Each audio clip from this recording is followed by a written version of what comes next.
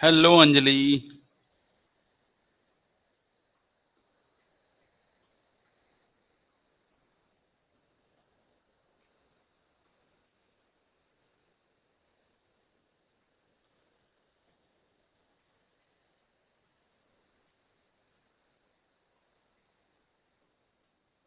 Hello Anjali, कैसे हो?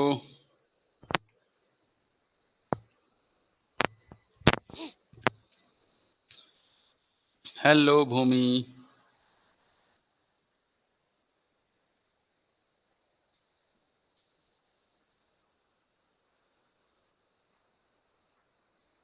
Very good, very good. तो तुम लोगों ने यार मेरे को इको का पेपर नहीं भेजा अंजलि। ना तुमने भेजा ना राधिका ने भेजा।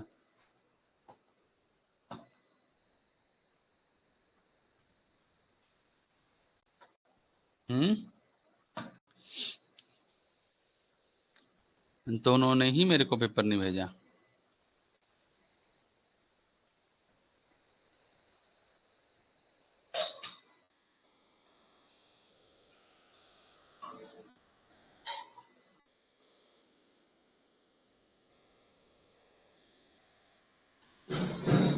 हाँ अंजलि। ग्रीन रेवोल्यूशन आया था। हाँ सर। ये आया था ना, क्या कहते हैं, फेज वन फेज टू लिखा था ग्रीन रेवोल्यूशन। ग्रीन रेवोल्यूशन का तो पता नहीं। क्यों? वो मेरे को नहीं। वो आया कहाँ है? वो आया था पॉलिसी रेवोल्यूशन 1956 कुछ ऐसा। हाँ, आईपीआर, इंडस्ट्रियल पॉलिसी रेजुलेशन। हाँ वो। वो तो और मैंने बोला वो था। हमारा सिलेबस में था ना, रूरल डेवलपमेंट तक। हाँ हाँ हाँ। आगे वाला भी आया है, एम्प्लॉयमेंट वाला भी आया है। हाँ नहीं, उसके क्वेश्चन भी तो बताए मैंने। आपने देखो, मैंने ऑडियो जो भेजी है उसमें देखा नहीं तुमने? एम्प्लॉयमेंट अनएम्प्लॉयमेंट में मैंने वुमेन का बताया था कि वुमेन वाला ये जरूर पूछते हैं। और जनरली वुमेन को लेकर पूछते हैं, और एक क्वेश्चन और होता है वोकेशनलाइजेशन को। नहीं, वोकेशनलाइजेशन कह जॉब। रहा हूँ, ये क्या कहते हैं ये, मतलब फॉर्मल इनफॉर्मल भी पूछते हैं। और उसी के अंदर एक और टॉपिक था, मुझे याद नहीं आ रहा, इनफॉर्मलाइजेशन था, इनफॉर्मलाइजेशन ऑफ एम्प्लॉयमेंट। राधिका बताए, राधिका आ गई अब। पेपर तो भेज देते राधिका मेरे को तुम। अंजलि ने भी नहीं भेजा और राधिका ने भी नहीं भेजा। एक पीडीएफ बना के भेजते तो सही, तभी तो पता चलता मेरे को क्या आया है, क्या हम डिस्कस कर सकते थे। कैसे करें वरना? है राधिका? माइक ऑन करना भाई।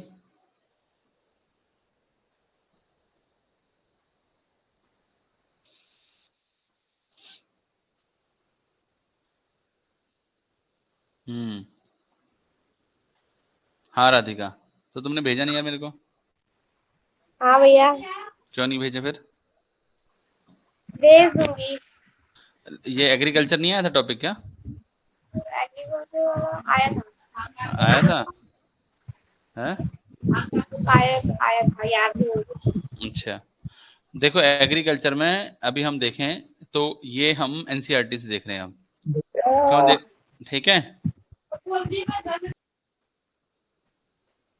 एनसीईआरटी से देख रहे हैं एग्रीकल्चर, क्योंकि हम दो बुक से लेके चल रहे हैं, एक रिफ्रेशर बुक है और एक एनसीईआरटी। क्योंकि अगर हमारे रिफ्रेशर में से कुछ छूट जाता है तो वो एग्री मतलब एनसीईआरटी में सारी चीजें कवर करनी है अपने को। तो हमने देखो चैप्टर वन में एनसी एग्रीकल्चर को पढ़ा था, वो भी कब, कॉलोनियल रूल के टाइम पर। ठीक है। और हमने बताया था कि ग्रोथ कुछ भी नहीं था, neither growth nor equity in the agriculture sector, और हम बहुत ज्यादा बैकवर्ड थे। ठीक, पॉलिसी मेकर, ठीक है, इंडिपेंडेंट इंडिया के जो थे, उन्होंने एड्रेस करा एग्रीकल्चर को, they did through land reform. और किस तरीके से सुधार करे उन्होंने? Land reform and promoting the use of the high yield variety seeds, जो कि हमने टेक्निकल रिफॉर्म्स में पढ़ा था, which ushered in the revolution in the Indian agriculture. अब हमने लैंड रिफॉर्म जब पढ़ा, तो लैंड रिफॉर्म में हमने चार पांच पॉइंट पढ़े। ठीक है। जैसे कि हमने रेंट पढ़ा, रेगुलेशन ऑफ रेंट। ठीक है। हमने चकबंदी पढ़ा, कंसोलिडेशन ऑफ होल्डिंग्स। हमने सीलिंग पढ़ा, सीलिंग ऑफ लैंड होल्डिंग्स। ठीक है।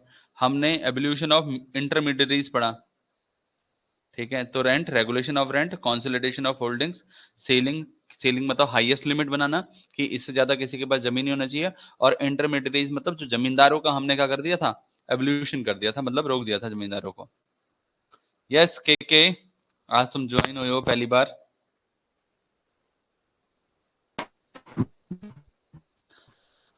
के मेरी आवाज आ रही है तुम्हें?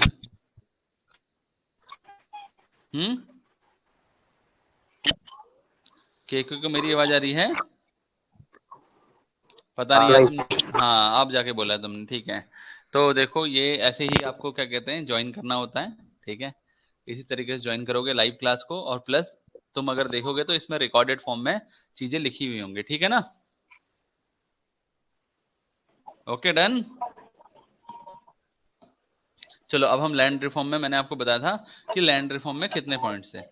तो लैंड रिफॉर्म हमने इस चैप्टर में पढ़ा था कि लैंड रिफॉर्म में हमने 4-5 पॉइंट्स को ज्यादा एक्सप्लेनेशन दी थी। और वो लैंड रिफॉर्म में पॉइंट्स कौन कौन से थे? तो हमने ये ceiling on land holding, consolidation of holding, abolition of intermediaries, ये सब पढ़ा था, ठीक है।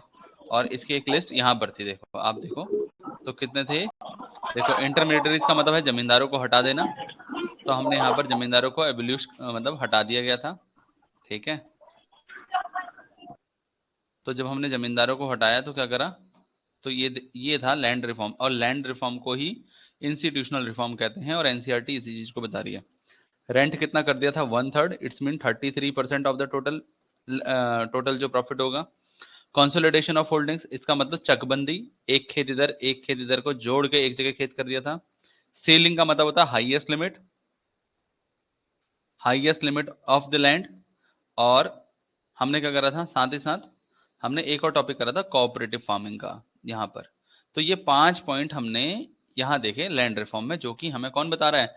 एनसीईआरटी बोल रही है कि आफ्टर कॉलोनियल रूल 1947 के बाद जो हमारे इंडिपेंडेंट इंडिया के जो प्लानर्स थे, उन प्लानर्स ने लैंड रिफॉर्म, भूमि सुधार, इंस्टीट्यूशनल रिफॉर्म करा। और उन इंस्टीट्यूशनल रिफॉर्म में बस आपको ये याद रखना है कि हाईएस्ट रेंट कर दिया गया था, मतलब रेंट की एक लिमिट कर दी थी, ठीक है। इसे कहते हैं हम लिमिटेशन ऑफ रेंट या 1/3 लैंड। कंसोलिडेशन कर दिया गया था, सीलिंग करी थी, इंटरमीडिएटरीज को हटा दिया था, और कोऑपरेटिव फार्मिंग करी थी, ठीक है। तो इन चीजों को देखते हुए हम आगे बढ़ते हैं। तो हमने क्या देखना है यहाँ पर कि at the time of independence, at the time of,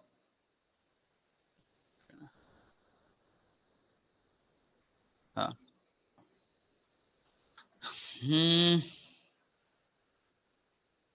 yes भूमि,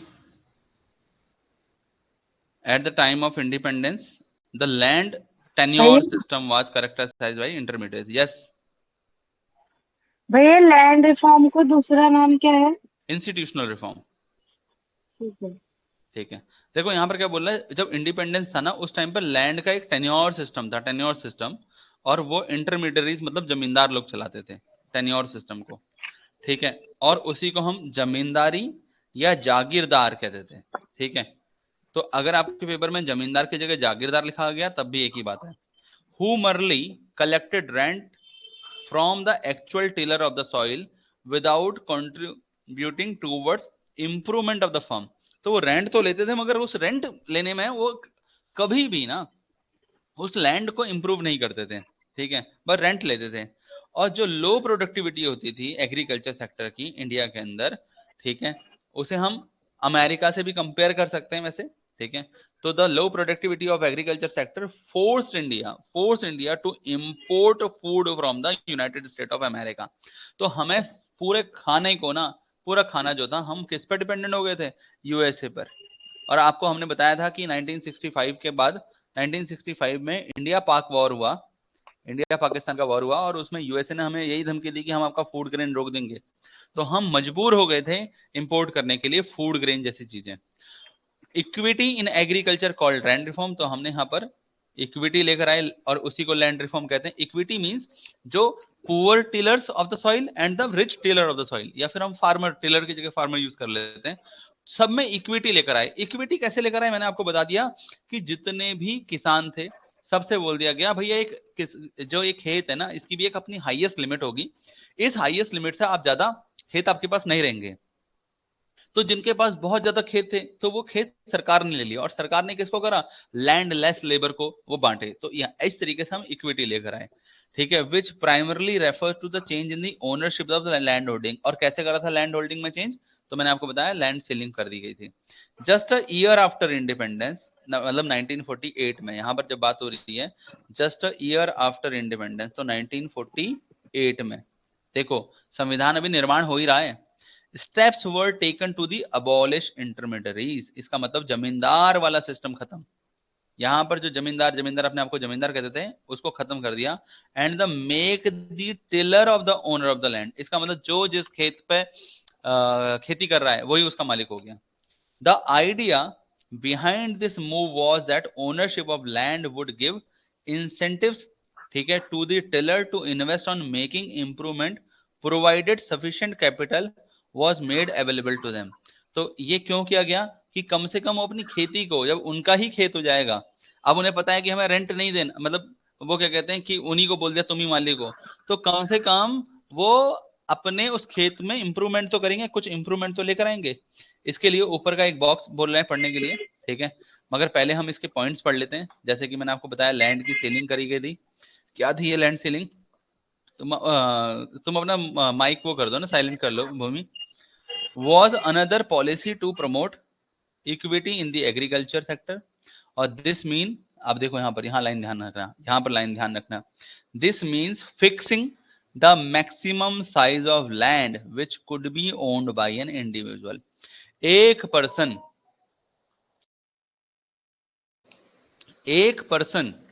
एक लिमिट से ज्यादा खेत अपने पास नहीं रख सकता, जमीन अपने पास नहीं रख सकता। और the purpose of the land ceiling was to reduce the concentration of land ownership in few hands, कि कुछ लोगों के पास जमीन का हिस्सा बन जाएगा और सब हट जाएंगे। अब यहां ध्यान रखना एक और line, the evolution of intermediaries meant that some 200 lakh tenants came into direct contact with the government।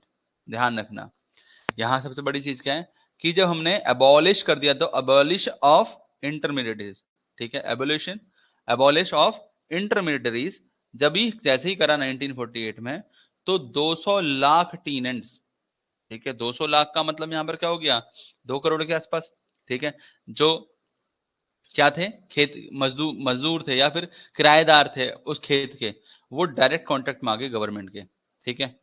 अब ध्यान रखने वाली बात क्या है, they were thus freed from being exploited by the zamindar, तो अब उन्हें जमींदारों से मुक्ति मिल गई, अब उन्हें कुछ जमींदारों को कोई उनके मालिक नहीं है। The ownership conferred on tenant gave them the incentive to the increase output and the contributed to growth in the agriculture। However, the goal of equity was not fully served by abolition of intermediaries। तो भाई सिर्फ intermediaries को हटा के अपना काम पूरा हुआ नहीं।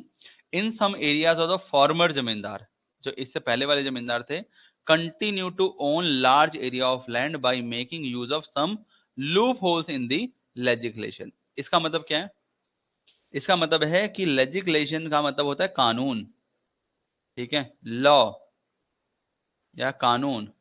तो कानून में कुछ लूप होल्स थे, मतलब कुछ कमियां थी, उन कमियों का फायदा उठाकर अभी भी बहुत सारे जमींदार बहुत बड़े एरिया के मालिक बने रहे।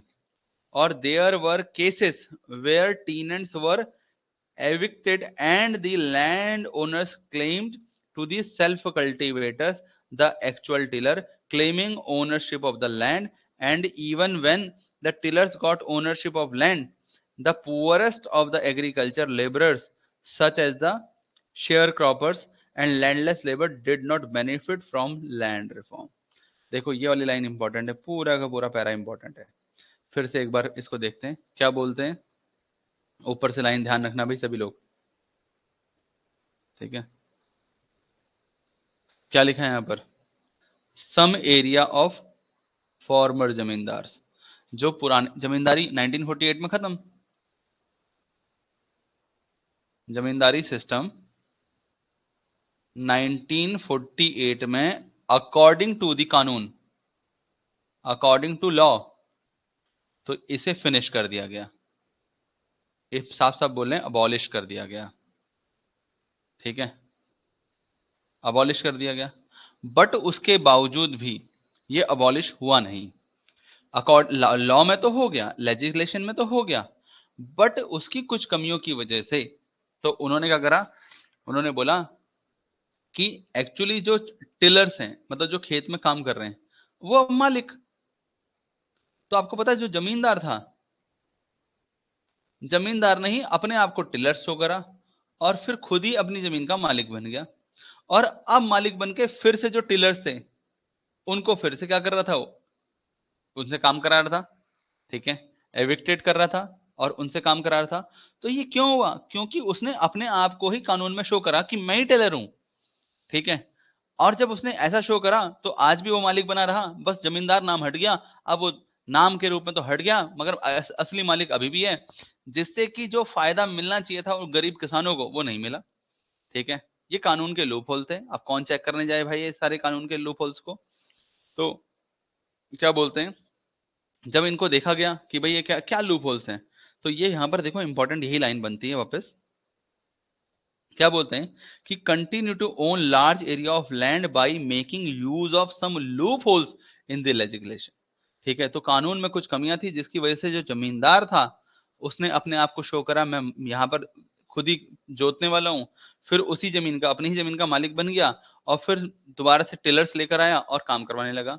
और देयर वर केसेस, कुछ केसेस आए where tenants were evicted and the land owners claim to be self cultivator, अपने आप को ही कल्टीवेटर शो करा, द एक्चुअल टिलर, और claiming ownership of the land, and even when the tillers got ownership of land, the poorest of the agriculture, ठीक है, देखो tillers को मिला ओनरशिप, जो पुअर था एग्रीकल्चर लेबर था, जैसे कि शेयर क्रॉपर्स थे या लैंडलेस लेबर थे, did not benefit from the land reform. इसका मतलब लैंड रिफॉर्म किया तो गया, तो लैंड रिफॉर्म का लूप होल थे और उन लूप होल का फायदा मैक्सिमम जमींदारों ने उठाया। ये सबसे बड़ी चीज क्या है कि नाम बदल गए, काम वही का वही रहा, ठीक है। नाम बदल गए, काम वही का वही रहा, कुछ चेंज नहीं हुआ, ठीक है। सिर्फ नाम बदले गए और कुछ नहीं हुआ।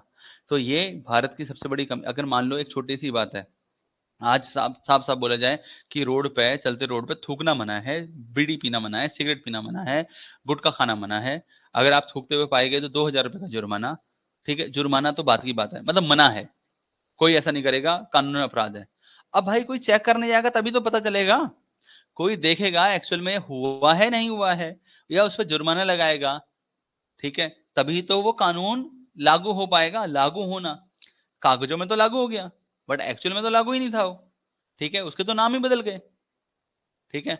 वो बोल देगा, क्या कहते हैं, मैं गुटखा थोड़ा ना खा रहा हूं, मैं पान थोड़ा खा रहा हूं, मैं तो चीनी चबा रहा हूं। तो कहीं चीनी लिखने कोई थोड़ा देखने जा रहा है कि चीनी है कि नहीं है। तो इस टाइप की चीजें यहां पर हुई, तो ये अपने आप में एक यहाँ नेगेटिव पॉइंट देखने को मिलता है, ठीक है। द लैंड सीलिंग, अब देखो दूसरा पॉइंट आ गया लैंड सीलिंग, मैंने बताया हाईएस्ट लिमिट। अब इसका भी देखो, ठीक है, कानून बन गया। लेजिस्लेशन ऑल्सो फेस्ड हर्डल, अब ये लैंड सीलिंग का देखो, वो लैंड उसमें जमींदारी वाला था बात थी, और यहाँ पर लैंड सीलिंग की बात आ गई, ठीक है, इसमें भी हर्डल आए। The big landlords challenge the legislation in the courts, तो पहला नंबर तो इस कानून को बड़े बड़े लैंडलॉर्ड्स ने इसको कोर्ट्स में कंप्लेंट करी, और कोर्ट से बोला गया भाई ये तो पागल, मतलब हमारे साथ तो अन्याय हो रहा है। डिलेइंग द इम्प्लीमेंटेशन, और अगर जब कोर्ट्स में कोई कानून चले, मतलब कोई भी केस चले जाता है, तो वो जो इम्प्लीमेंट होने वाला होता है लॉ, वो लॉ इम्प्लीमेंट इतनी जल्दी नहीं होता, तो अपने आप में ये डिले हो गया। They use this delay to register their land in the name of the close relatives. अब यहाँ पर कहानी आ गई सारी, देखो कहानी कहानी सुनो सुनो सुनो सुनो सुनो सुनो भाई कहानी। तो क्या आप रेडी हो कहानी सुनने के लिए? भूमि,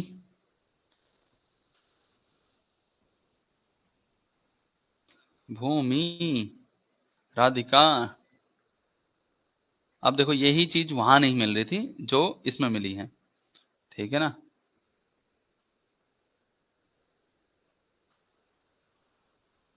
कोई माइक ऑन करेगा क्या?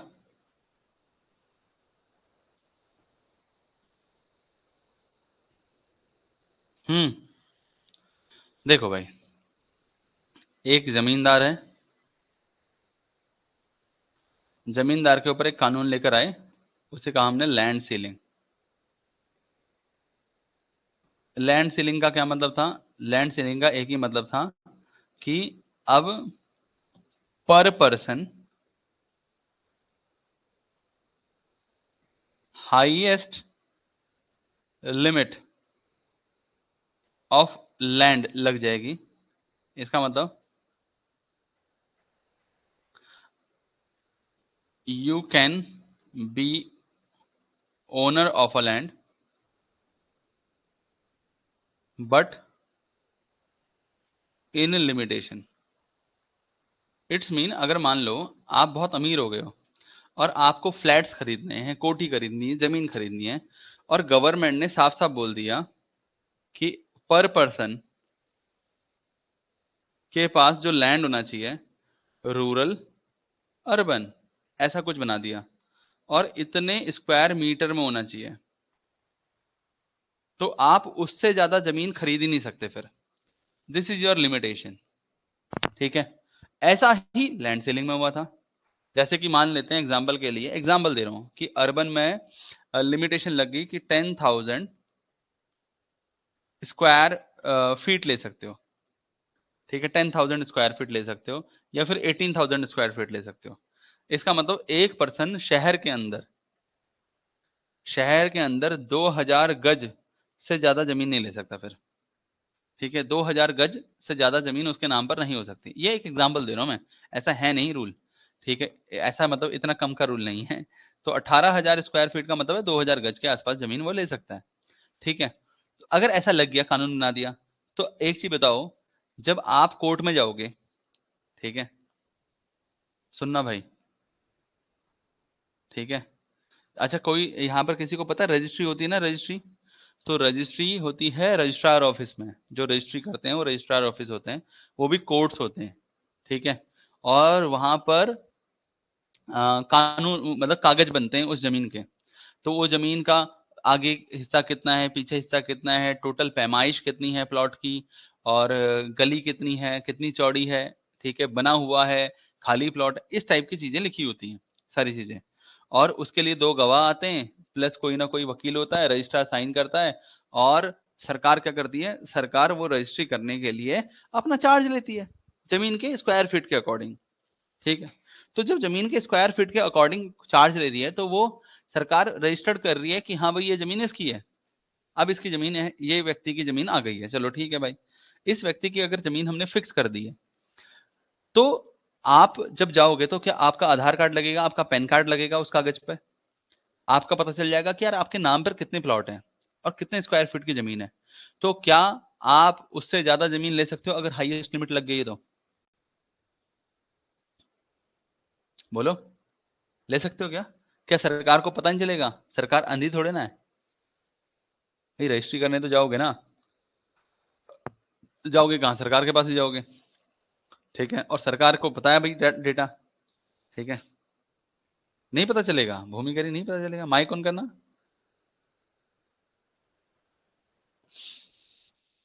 आपको पता है गाँव के अंदर वो होते हैं, क्या कहते हैं उनको, मुझे नाम याद नहीं आ रहा उनका।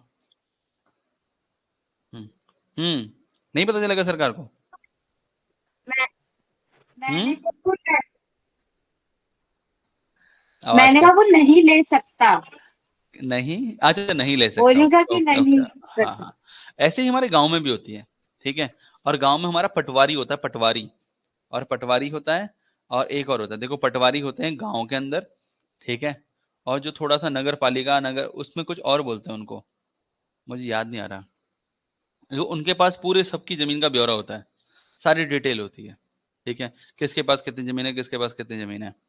ठीक है, अब क्या होता है यहाँ पर, कहानी थोड़ी सी और आगे बढ़ती है, और कहानी क्या बढ़ती है आगे, देखो।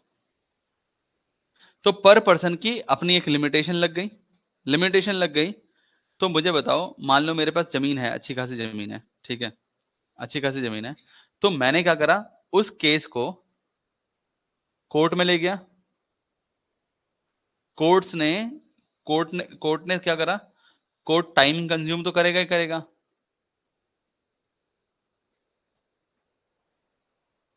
ठीक है, टाइम कंज्यूम करेगा। उस टाइम पीरियड में मैंने ले दे के इधर उधर, जब तक, क्यों, क्योंकि जब तक कोर्ट का मतलब कानून कोर्ट में चले जाता है तब तक वो लागू नहीं होगा, लागू नहीं माना जाएगा। और ये कब की बात है? ये तो शुरुआत की बात है लैंड सीलिंग की।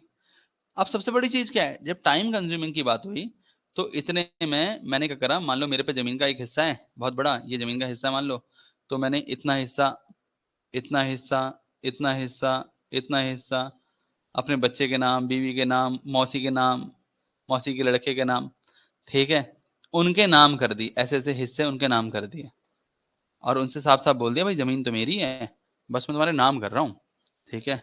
और भविष्य में मुझे खुशी होगी, तुमने मेरा सहायता करी है, तो मैं तुम्हें कुछ ना कुछ दे दूंगा। तो वो उतने ही लालच में, ठीक है, उन लोगों ने क्या करें, अपनी वो जमीन जो थी अपने नाम करवा दी।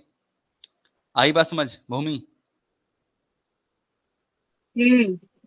अब मुझे बताओ, जब जमीन इतने बड़े हिस्से को सरकार लेती है एक हाईएस्ट लिमिट लेके, और उसके बाद जो जमीन बच जाती वो जमीन गरीबों में बांट देती, लैंडलेस लेबर में बांटती वो, ठीक है, तो क्या सरकार के पास उतनी जमीन गई जितनी जमीन जानी चाहिए थी? नहीं। अब एक चीज और बताता हूँ, यही काम बताओ कहाँ हुआ। आपको पता है एक व्यक्ति की लिमिट लगाई गई 2016 में, जब वो हुई थी नोटबंदी, पता तुम्हें नोटबंदी का याद है हल्का हल्का? नोटबंदी का याद है। ये 2016 की बात है ना, तब तुम कितने छोटे हो गए, सोचो 8 साल पहले की बात है, ठीक है। हम्म। तो 8 नवंबर 2016, ठीक है, मंगलवार का हम्म। दिन था, ठीक है, मुझे पता है, मैं क्लास लेके ही निकल रहा मैंने था। प्रोजेक्ट किया है। हाँ हाँ, तो नोटबंदी के दिन में क्या हुआ, उसके कुछ दिनों बाद आया कि you can change your notes, ठीक है, बट एक लिमिट थी कि 4,000 से या 2,000 से ज्यादा आपको नोट मिलेंगे नहीं चेंज होने के लिए। तो पता है आपको, अमीर आदमियों ने या फिर जो कंपनी के मालिक थे उन्होंने अपने लेबर्स को बैंकों में लगवाया, आधार कार्ड से चेंज करवाने, रुपए चेंज करवाने के लिए, ब्लैक मनी चेंज करवाने के लिए, ठीक है। कई लोगों ने गरीबों को पकड़ा, उनके अकाउंट पकड़े, सबको माई बाप बनाया, अरे भाई साहब तुम तो हमारे हो, हम ये लो अकाउंट, ये लो हमारा पैसा तुम्हारे अकाउंट में आ जाएगा, ये अपना जाके जमा कर दो और इसके बदले हम आपको इतने रुपए दे देंगे। अब गरीब आदमी है, 5-10 हजार रुपए एक्स्ट्रा मिल रहा है, 2,000 रुपए मिल रहे हैं और उसको जाके जमा ही करवाना है, ठीक है। तो मुझे बताओ कौन सा गरीब आदमी बोले मना कर देगा? करेगा? करेगा? नहीं। और भारत में तो गरीबों की कमी है नहीं वैसे भी, गरीबों का मतलब सभी गरीब है, पैसों की नीड तो सबको है, ऊपर से ऐसे टाइम पीरियड पे तो बहुत ज्यादा नीड है पैसों की, जिस टाइम पे पैसा है ही नहीं, और एक अच्छा खासा मौका मिला है, अपॉर्चुनिटी मिली थी, जो आज जो व्यक्ति के पास अपनी लिमिट नहीं थी, तो उन्होंने पैसे चेंज करवाया। सेम ऐसे ही इन्होंने जमीन भी चेंज करी, जमीन का नाम टाइम मतलब जो जमीन थी वो उसका इन्होंने चेंज कर दिया। अब चेंज कर दिया तो मालिक बन गए कौन? मालिक बन गए कोई और, कागजों में शो हो रहा है कि ये है मालिक वो है मालिक, और वो जो एक्चुअल मालिक था वो शो ही नहीं हो रहा है, ठीक है। उस टाइम पीरियड में इन्होंने ये मालिक के ओनर बने रहे, ठीक है। तो यहाँ पर एक कमी और आई, देखो, land ceiling legislation also faced hurdle, the big landlords challenge the legislation. और कहाँ पर भाई, ये कानून को कहाँ कोर्ट्स में करा, डिलेइंग इट्स इम्प्लीमेंटेशन, तो इम्प्लीमेंट होने में टाइम लग गया, और they used this delay to register their lands in the name of the close relatives, और thereby escaping from the legislation also had a lot of loopholes which were exploited by the big landholders to retain their land। तो देखो इसमें इतने loop hole थे कि, loop hole तो थे कानून में, तो जो अमीर किसान थे, बड़े किसान थे या बड़े जमींदार व्यक्ति थे, उन्होंने अपनी जमीन वापस पाने के लिए उन लूप होल्स का सहारा लिया, ठीक है जी। तो हम वहीं के वहीं, जहां से चले थे वहीं पहुंचे। The land reform were successful in Kerala and West Bengal. भाई यहाँ पर एक क्वेश्चन आ गया आप लोगों के लिए, क्या कि कहां पर ये क्या हुआ, कहां पर लागू हुआ, मतलब सॉरी, ये लैंड रिफॉर्म कहाँ लागू हुआ? तो केरला में और वेस्ट बंगाल में ये ज्यादा अप्लाई हुआ, because these state had government committed to the policy of land to the tiller, क्योंकि यहाँ पर सरकार ने कमिट कर दिया था लोगों को कि हम तुम्हें जमीन देंगे। तो unfortunately other state did not have the same level of commitment, तो सेम लेवल कमिटमेंट का था भी नहीं और स्टेट में, स्पेशली यूपी देखो ना, यूपी में भी अपना वेस्ट यूपी भाई अमीरों का शहर है ये, जो जिस एरिया में आप लोग रह रहे हो, मतलब यहाँ अमीर किसान मिलेंगे सारे। And vast inequality in land holding continues to this delay, ठीक है, और ये डिले चलता रहा, ठीक है। तो इन्होंने देखो 2 पॉइंट यहाँ बहुत ज्यादा दे रखे हैं, कौन कौन सा, लैंड सीलिंग और लैंड सीलिंग और आपका अबॉलिशन ऑफ इंटरमीडियरीज। तो ये जो है ना अबॉलिशन, जो है अबॉलिश करना इंटरमीडियरीज को, वो दोनों ही बड़े इंपॉर्टेंट क्वेश्चन है और उनके लूप होल्स भी देखने को मिलेंगे। अगर आपसे पूछा गया क्वेश्चन तो वो क्वेश्चन अच्छा खासा होगा कि इन दोनों सिस्टम के लूप होल्स भी बताओ। ठीक है, अभी तक ये क्वेश्चन क्रिएट किया नहीं गया है, बट जिस हिसाब से पेपर बन रहा है आजकल उस हिसाब से आप इनके लूप होल्स को बड़े इंपॉर्टेंट बन जाते हैं। लूप होल्स बड़े इंपॉर्टेंट बन जाते हैं। ठीक है, इसीलिए हम एनसीईआरटी की तरफ को जाते हैं। ठीक है, अच्छा, और सबसे बड़ी चीज क्या है, जैसे मैंने आपको यूपी बताया, तो यूपी भी ना हमारा, जैसे हम यूपी को देखते हैं तो यूपी भी 4 हिस्सों में अगर हम देख सकते हैं। जैसे मान लो एग्जांपल के लिए कुछ इस टाइप का यूपी है, इस टाइप का एग्जांपल दे रहा हूँ ऐसे। ठीक है, तो इसमें जो इधर वाला एरिया है, जैसे कि मैं कलर चेंज कर देता हूँ। ठीक है, तो इधर वाला जो एरिया है ना, इसे हम कहते हैं पूर्वांचल। ठीक है, इधर वाला एरिया है उसे कहते हैं हम बुंदेलखंड। इधर वाला एरिया है जिसे हम कहते हैं अवध, और इधर वाला एरिया है जिसे हम कहते हैं पश्चिमांचल। तो ये जो पश्चिमांचल वाला क्षेत्र है ना, जिसमें गाजियाबाद, मेरठ, अलीगढ़, आगरा, मथुरा, ठीक है, ये क्या कहते हैं, बरेली, ये सारे एरिया आते हैं। बागपत, शामली, मुजफ्फरनगर, ये वाले एरिया आते हैं। तो आपको पता है ये पर्टिकुलर एरिया किसान ज़्यादा हैं और किसान के पास ज़मीन भी ज़्यादा है, बहुत ज़मीन है यहाँ पर। ठीक है, किसान बहुत बड़े बड़े लेवल के किसान यहीं मिलेंगे आपको। इधर के एरिया में नहीं है, इतने बड़े क्षेत्र के किसान नहीं है। यहाँ तो बहुत छोटे छोटे किसान हैं, मगर ज़्यादा बड़े किसान आपको इस क्षेत्र में ज़्यादा देखने को मिलते हैं। अगर हम अभी देखो ग्रीन रेवोल्यूशन आ रहा है ना, ग्रीन रेवोल्यूशन, तो इधर जो शहर देखने को मिलेगा, ये एक यहाँ पर बागपत आता है, यहाँ शामली आता है। कौन कौन सा आता है राधिका? भूमि, बागपत और शामली। बागपत और शामली। ठीक है, ये ग्रीन रेवोल्यूशन के गढ़ रहे थे, गढ़। गढ़ मतलब? गढ़ मतलब यहीं हुआ थी शुरुआत। हाँ राधिका। बागपत और शाम भी यही शामली हुआ। देखे हैं तुमने? नहीं, तुम्हारा कहाँ पर है गांव? बुलंदशहर के आगे। हाँ, तुम भी तो पश्चिमांचल में हो, तो यहाँ तो जमींदार, जो जमीन वाले होंगे, बहुत बड़े बड़े जमीन के टुकड़े होंगे ना उन पे, शायद। शायद। मतलब जो बड़े जमींदार होंगे, वो जमींदार मतलब ज्यादा बड़े किसान वाले यहीं होंगे, छोटे भी यहीं होंगे, ऐसा नहीं है, मगर किसान के पास बड़े टुकड़े बहुत हैं यहाँ पर। ज्यादा किसान मतलब अमीर किसान गरीब किसान का लाइन यहाँ देखने को मिलती है ज्यादा, कहने का मतलब ये है।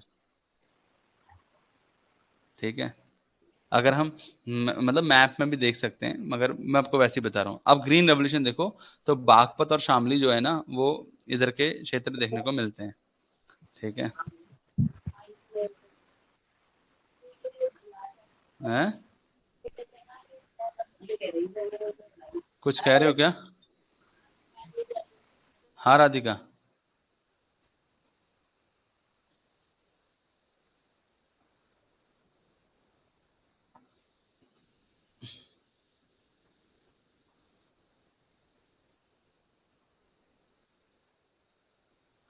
देखते हैं एक बारी को।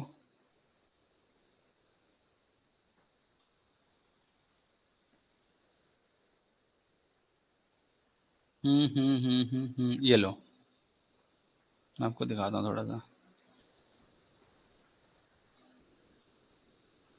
ये देखो, ये दिख रहा है, ये यूपी है। ठीक है, और ये यूपी का मैप है।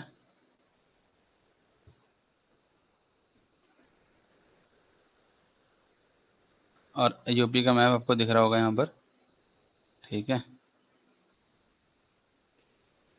देखो भाई, तो इधर दिख रहा है ये वाला हिस्सा, अगर मेरा कर्सर दिख रहा होगा, तो ये सहारनपुर है, ये मुजफ्फरनगर है, ठीक है, ये बागपत है। ठीक है, और इधर ही आता है शामली, ये गाजियाबाद है। तो गाजियाबाद के जस्ट बगल में बागपत लगता है। ये गौतम बुद्ध नगर नोएडा वाला हिस्सा है। ठीक है, और ये अलीगढ़, नेक्स्ट मथुरा, नेक्स्ट आगरा। ठीक है, और इस तरीके से ये बुलंदशहर देखो, ये गौतम बुद्ध नगर और गाजियाबाद से लगता है। और इधर जेआरपी नगर, याद नहीं आ रहा मेरे को, बिजनौर। ठीक है, तो ये मुरादाबाद, ये कुछ मुझे याद नहीं है जेआरपी नगर क्या है।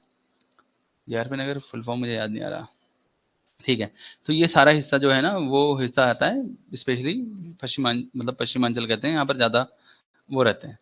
ठीक है, चलो देखते हैं। अभी यहाँ पर हम ग्रीन रेवोल्यूशन को देख रहे हैं, तो ग्रीन रेवोल्यूशन जब देखते हैं तो देखो क्या मिलता है ग्रीन रेवोल्यूशन में। तो बोलते हैं green revolution eight the time of independence, ठीक है, about 75% of the countries population was dependent on agriculture. बिल्कुल 82% तक देखने को मिला था, बट 75% एनसीईआरटी बोल रहा है। Productivity in the agriculture sector was very low, हमने बताया वेरी लो प्रोडक्टिविटी थी और प्रोडक्शन भी, because of the use of the old technologies, because of the use of old technologies and the absence of the required infrastructure। तो उतना infrastructure था ही नहीं। ठीक है, the vast of the majority of the farmer, India's agriculture vitally depends on the, किस पे depend हो रहे हैं भाई, मानसून। तो आपको पता है रेनफॉल पे dependent, and if the monsoon fell short the farmer were in a trouble unless they had access of irrigation facility which very few had. तो देखो नॉर्मल सी बात है कि मानसून अगर कम आया है, ज्यादा आया, मतलब मानसून की कमी आ गई, कुल मिलाकर खेती बाड़ी कम हो जाएगी। और कुछ लोग इरिगेशन, कुछ लोगों के पास अपना सिंचाई व्यवस्था है, बट कुछ के पास है। ठीक है, the stagnation in the agriculture during the colonial rule was permanently broken by the green revolution। ठीक है, तो जो स्टैग्नेशन, रुकावट थी, स्पेशली रुकावट थी, जो गतिहीन चीज थी, वो ग्रीन रेवोल्यूशन ने खत्म करी। ठीक है, और this refer to the large increase of production of food grain resulting from the use of high yield variety HYV seeds. हम पढ़ चुके हैं इसको पूरा, specially for the wheat and rice, पूरा ग्रीन रेवोल्यूशन पढ़ चुके हैं। The use of these seeds required to the use of fertiliser and pesticide in the correct quantities as well as regular supply of water। The application of these inputs in correct proportion is vital। The farmer who could benefit from HYV seeds required reliable irrigation facility as well as the financial sources of the purchase of fertilizer and pesticide। तो ये देखो, ये line हमने यहाँ पढ़ी हुई है पूरी, कि ये जो टेक्निकल रिफॉर्म्स हैं, इन technical use of HYV seeds, chemical fertiliser, insecticides, pesticides, scientific farm management practice और मशीनाइज मीन्स ऑफ कल्टीवेशन। और मैंने बोला था एक एफ पॉइंट और डाल देना, इरिगेशन फैसिलिटी। ठीक है, इरिगेशन फैसिलिटी की वजह से भी खेती बढ़ी थी, और स्पेशली इन आंध्र प्रदेश, ठीक है, एंड तमिलनाडु, नहीं पंजाब एंड आंध्र प्रदेश, पंजाब आंध्र प्रदेश। ठीक है, ये दो एरिया जो थे, इनके अंदर सबसे ज्यादा ग्रीन रेवोल्यूशन हुआ था। हालांकि हमारे जो गढ़ थे वो दो थे, बट हम पूरे स्टेट को नहीं काउंट कर सकते ना वहां पर, तो स्टेट पंजाब और आंध्र प्रदेश थे। ठीक है, यूपी में मैंने आपको गढ़ बताया था वो। ठीक है, तो ये क्या बोलते हैं, the farmer who could benefit from HYV seeds required reliable irrigation facility as well as a financial source to purchase fertilizer and pesticide। as a result in the first phase, देखो लाइन आ गई ना, first phase of the green revolution जो कि 60s से 70s के बीच में था, HYV seeds were restricted to the more affluent state such as Punjab Andhra Pradesh. तो इसका मतलब HYV सीड्स कहाँ मिल रहा था, एक्चुअली ऐसा नहीं था कि कहीं और जगह, एफ्लुएंट स्टेट, एफ्लुएंट मतलब जहां प्रचुर मात्रा में खेत थे, जैसे कि पंजाब और आंध्र प्रदेश में और तमिलनाडु में, ये तीन स्टेट जो थे, इन तीन स्टेट में ही HYV सीड्स को बांटा गया या मिले। Further the use of HYV seeds primarily benefited the wheat growing region only, जहां सिर्फ गेहूं होगा वहां भेजा गया। इन द सेकंड फेज, जब सेकंड फेज हुआ जो कि 70s और 80s में था, technology spread to the larger number of the state to benefit more variety of crops, जहां मोर वेराइटी ऑफ क्रॉप्स होते हैं वहां भेजा गया। The spread of green revolution technology enabled India to achieve self sufficiency. Self sufficiency का concept पढ़ाया मैंने आपको। In food grain India no longer had to be at mercy of America, मतलब अमेरिका की मर्सी बोले तो दया पर अब भारत रहने वाला नहीं है, बिकॉज इंडिया सेल्फ सफिशिएंट हो गया था। ठीक है, और any other nation for meeting its food requirement. ठीक है, तो किससे हुआ था भाई, ग्रीन रेवोल्यूशन से। Growth in agriculture output is important but it is not enough if a large portion of this increase is consumed by the farmer themselves. तो आपको पता है जब कंज्यूम खुद ही फार्मर कर देता है, अपने आप खुद ही खा लेता है, तो उसको हम क्या बोलते हैं, subsistence farming. Instead of being sold in the market, the higher output will make much more difference of the economy as a whole. If, on the other hand, a substantial amount of agriculture produce is sold in the market by the farmer, the higher output can make a difference to the economy, or the portion of the agriculture produce which sold in the market by the farmer is called marketable surplus. तो बहुत normal सी बात है, marketable surplus हमने पढ़ा रखा है, जो किसान खाने के बाद जो बच जाए दैट्स कॉल्ड मार्केटेबल सरप्लस, जिसको बेच सकें खेती को मतलब अनाज को, उसको मार्केटेबल सरप्लस बोलते हैं.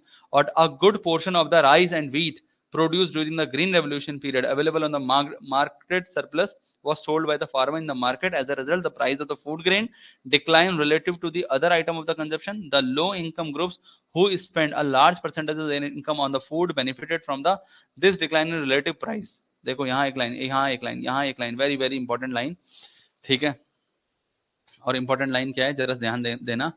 यहाँ लिखा है द लो इनकम ग्रुप. मैं फिर लाइन याद कराऊंगा आपको. The low income groups who spend more percentage of their income on food benefited from this decline in relative price.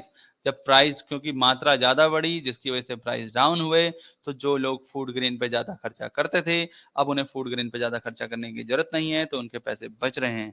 The green revolution enable the government to procure sufficient amount of food grain to build a stock which could be used in time of food shortage. तो stock बनाने की बात यहाँ पर हुई. ठीक है. While the nation had immensely benefited from the green revolution, the technology involved was not free from risk. ध्यान रखना है यहाँ पर क्या लिख रहे हैं. While the नेशन को फायदा तो हुआ ग्रीन रेवोल्यूशन से, मगर टेक्नोलॉजी का, बट ये रिस्क से छूटा हुआ नहीं था. एक रिस्क था, वो रिस्क को थोड़ा सा दूसरे कलर से कर लेते हैं. One such risk was the possibility that it would increase the disparities between small and big farmers. क्योंकि भाई आप अगर टेक्नोलॉजी ले रहे हो तो वो अमीर किसान तो ले सकता है बट गरीब किसान नहीं ले सकता.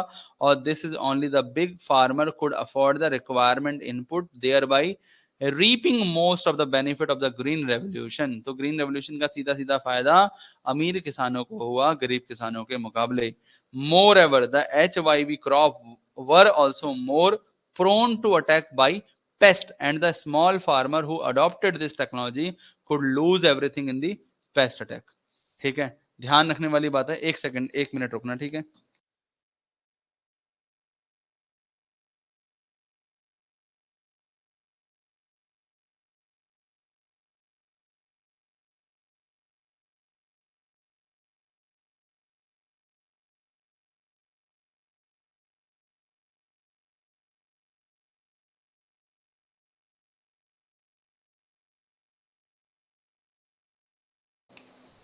देखो भाई, तो क्या बोल रहे हैं यहाँ, यहाँ ध्यान रखने वाली बात है. The HYV crop were also more prone to attack by pest and small farmer who adopted this technology could lose everything in a pest attack. कोई मुझे समझाएगा इस लाइन के मतलब? बताओ कौन समझाएगा इस लाइन का मतलब?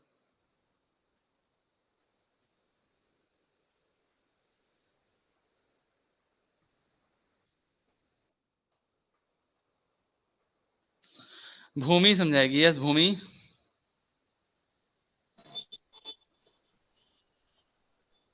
जो HYV सीड से क्रॉप उगाए गए थे वो जल्दी इफेक्ट हो जाते थे कीड़े मकोड़े से और जल्दी से खराब हो जाते थे. क्यों? ओके, ये बात तो बस. देखो भाई, बात तो ऐसी है जो भूमि कह रही है. इन्होंने एक लाइन यहां पर बोली है, देखो क्या बोल रहे हैं कि जो HYV सीड्स थे, ठीक है, हाई यील्ड वैरायटी जो सीड्स थे, उन सीड्स में और जो अपने कन्वेंशनल सीड्स थे, जो अपने कन्वेंशनल सीड से क्या डिफरेंस था? डिफरेंस ये था कि इसमें खर पतवार नहीं आती थी. ठीक है, इट्स मीन यहां पर पेस्ट अटैक नहीं होते थे, कीट कीट का अटैक नहीं होता था. ठीक है, और जब HYV सीड्स आए तो इसमें पेस्ट अटैक बहुत ज्यादा होने लगा, बहुत ज्यादा.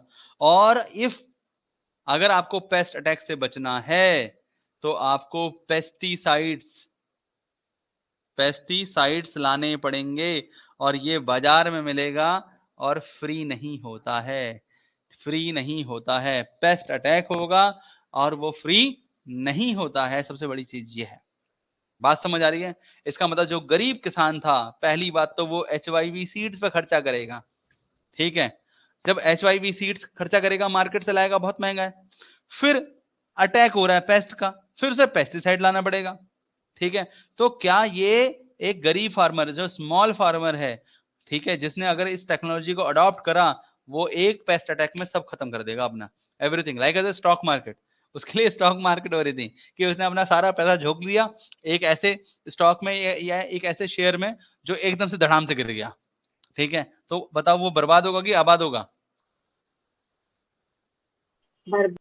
वो वही चीज हुई यहाँ पर भी, ठीक है। तो गरीबों के लिए ये ग्रीन रेवोल्यूशन उतना मतलब किफायती नहीं था, ठीक है। देख रहे हो डिटेलिंग यहाँ पर चल रही है अभी, ठीक है। Fortunately these fears did not come true because of the step taken by the government. देखो भाई, ये चीजें डर था मगर ये उतना हुआ नहीं, उतना नहीं हुआ उतना नहीं हुआ, क्योंकि गवर्नमेंट थी। गवर्नमेंट ने क्या करा होगा? सोचो क्या क्या होगा, सोचो क्या क्या होगा, बताओ बताओ बताओ क्या क्या होगा, भूमि बताओ क्या फ्री क्या। पेस्टिसाइड्स भी होंगे। अच्छा, अभी फ्री पेस्टिसाइड दिए होंगे? अरे भाई पेस्टिसाइड तो तब देगा ना फ्री में वो, जब उसको पता चलेगा पेस्ट अटैक हुआ है। अब जब तक पेस्ट अटैक हुआ है, रात में 2 दिन के अंदर फसल खत्म, खा गई थी सारे कीड़े। फिर दो तरीके हैं, पहला कि अगर उसको पता है, किसान को भी पता है, सरकार को भी पता है कि ऐसा होगा, तो पहले से ही सरकार ये बता दे उसको कि भाई ऐसा होगा, तो एक काम कर, पैसे ले ले पहले से, ठीक है। पैसे ले ले पहले से, और पैसे लेने के बाद तुझे क्या करना है, मतलब लोन ले ले हमसे, लोन ले ले, और पहले से ये कीटनाशक खरीद ले, ऐसा होता ही होता है, ठीक है। और दूसरा कि अगर खा ही लिया तो सरकार उसको क्या करे, उसके नया लिए है। मतलब उसको थोड़ा बहुत उसके खर्चे, उसको नुकसान को कम कर दे, अपनी तरफ से कुछ पैसा दे दे, इस टाइप का कर सकते हैं। दो पॉसिबिलिटीज थी, ठीक है। तो देखो क्या लिखते हैं, the government provide loan at a lower interest rate to the small farmer and subsidize fertilizer so that a small farmer could also have access to the needed inputs। तो जितनी जरूरत है उनके लिए सब्सिडाइज रेट पे दे दे। Since the small farmer could obtain the required inputs, the output on small farms equaled the output as a large farm in the course of time। तो time के according तो भैया सेम सेम लग रहा था। As a result, green revolution benefited the small as well as rich farmers। तो यहाँ पर इस तरीके से फायदा हुआ, the risk of the small farmer being ruined when pest attack their crop was considerably reduced by the services rendered by the research institute of established by the government। यहाँ बात क्या है कि किसानों को, जो छोटे किसान थे, जो स्मॉल फार्मर्स थे, उनको फायदा तब हुआ जब इंडिया के रिसर्च इंस्टीट्यूट ने, ठीक है, जो सरकार ने स्टैब्लिश करे थे, उन्होंने क्या करा, जो सर्विसेज दी थी अपनी तरफ से कि कैसे आप पेस्ट कंट्रोल कर सकते हो, पेस्ट अटैक को मतलब बुझा सकते हो। तो you should note the green revolution would have favored the rich farmer only if the state did not play an extensive role in ensuring that the small farmer also gain from the new technologies। इसका मतलब यहाँ क्या है कि अमीर किसान ही इससे फायदा उठा सकते थे, गरीब किसान तब तक फायदा नहीं उठा सकते थे जब तक स्टेट, ठीक है, स्टेट ना करे, क्या स्टेट सपोर्ट ना करे। अब सवाल ये आ सकता है कि अगर सरकार, स्टेट ऑफ द इंडिया, मतलब government of the India did not support to the farmer in the green revolution, तो कैसा ग्रीन रेवोल्यूशन होता और क्या होता, मतलब इस टाइप का कैसा भी टाइप का ना लॉजिकल क्वेश्चन क्रिएट किया जा सकता है यहाँ पर। आ रही बात समझ? क्लियर है? हाँ। पक्का क्लियर है? हम्म। ठीक है, क्लियर है ना? अभी एक चीज देखना, अभी और एक चीज देखना, यहां लिखा हुआ है एक topic, the debate over subsidies. The debate over subsidies, यहां लगा लो very very very important, very very very important. Subsidies का क्वेश्चन बोर्ड पूछने पे लगा हुआ है, ठीक है। किस, कैसी सब्सिडीज, कौन सी सब्सिडीज, ये पेपर ने पूछी हुई है, ठीक है। कैसी सब्सिडीज, कौन सी सब्सिडीज, ये सब पेपर ने पूछी हुई है, ठीक है। तो इसको हम अच्छे से पढ़ेंगे।